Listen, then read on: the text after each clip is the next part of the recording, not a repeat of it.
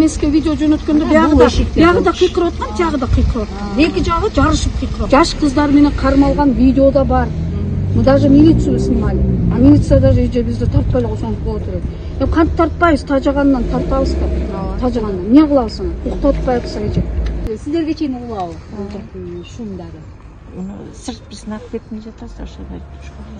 Мен балдарга айткам, үнүн азайтып алып иштесиңер, иштегиле. Бирок 10го чейин иштегиле. 10дон кийин иштебесиңер. Бирок булар айткан сөзүнүн убадасында турган жок. Биз ошентип убадалашканбыз. Şu күзүндө сүйлөшкөнбүз да. Бирок алар турган жок убадасы. Булар түнү менен эле даңкылдайт, пока биз бир жолу чакырабыз, милицияны тоготушпайт. Экинчи жолу чакырабыз.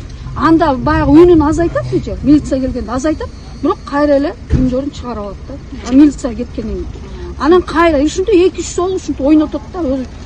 Ушунчалык айылдардын нервине тийип атат да.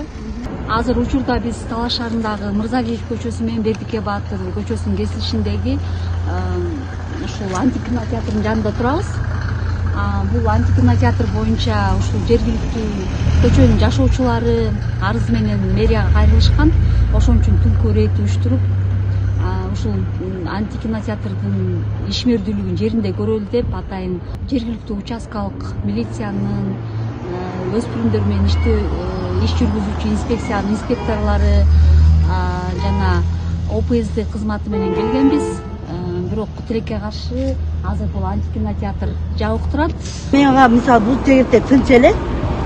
Мен да бир көрсөтө десем, бул жерде деле Sony мисалычы. Мен деле жабык кылсам деле жарашмак, мен деле эметкен жок мага. Тетактагы бияка угулбайт мага мисалы.